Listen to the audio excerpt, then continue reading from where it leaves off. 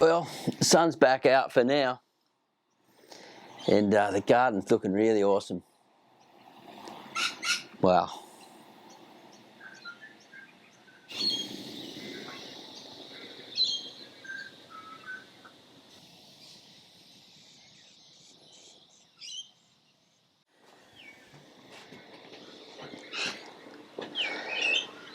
So it's going to be quite a wet summer here, apparently on the east coast of Australia where I am.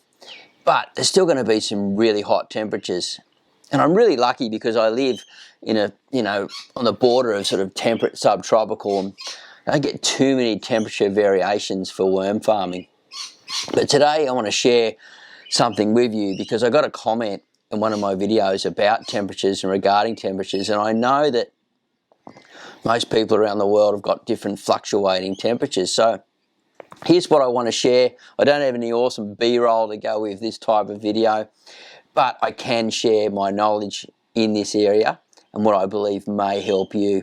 So first we'll start off with the really cold. So if you've got really cold weather, you need to bring them indoors, you need to insulate them, keep them off the ground, and possibly maybe wrap them in some bubble wrap, put some towels around them, do whatever you can, put them next to a hot water system, somewhere where it's warmer in the house, maybe a small worm farm, sort of like in a kitchen cupboard or something like that. They really do just quieten down when it's cold. I think they go into a thing called diapause, which most insects do, and they shut down their heart rate until things warm up again and start moving. So they basically, what I've seen is real cold times, they just curl up in a little ball. Depending on the types of worms, obviously, as well. Like you're not going to get African night crawlers perform really well in cold temperatures, but the Euros will perform much better because, that's what they're optimally bred for and where they come from.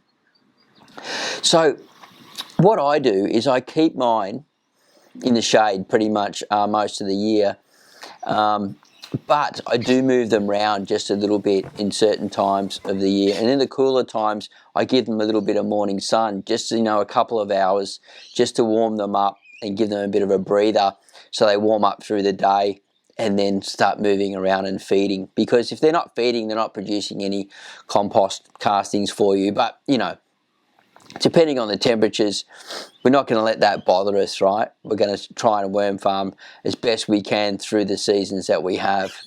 And then as things start warming up, I'm still keeping my worms in the shade. And I'm really lucky the spot that I have is sort of under an eave, and so the winter sun comes in the morning, and then the high sun in the summer, which is over the top, really shades it off. So it's a pretty good spot. It still gets a little bit of morning sun, but not too much, and it's very early in the morning, so it's pretty good. But as the weather heats up, I do need to wet them down a lot more, keep them more moist, and also put in some wet towels and blankets and things in the top, which creates like a bit of an evaporation cooling system for them. It's like their central air conditioning. You also need to have a lot of good airflow. So if it gets really hot, I take the lids off sometimes through the middle of the day. They'll burrow down deep into their castings down below if you've got a second tray where the castings are there. In the really hot weather, I actually prefer to leave castings down in the bottom and let them move down into there to cool down. And I think they grab some type of biology by moving through the casting as well. You see them do that in really hot weather. So another thing you can do is wrap a towel in ice and put it in the top, and that'll slowly drip through your system and keep them cool. You can also like blend your food and then put that in a towel in ice on the top as well in the hotter weather, and let that sort of like just melt down. As that cools down, it'll cool the worm farms down and they'll move up and eat that. So you can get sort of like a double win on that situation. Now, I'm not an expert on this, really far from it. I can only share what I'm doing because I said I live in a very good climate for this, and there's others I know that are going to be watching this that may want to share their knowledge in the comments box down below about this.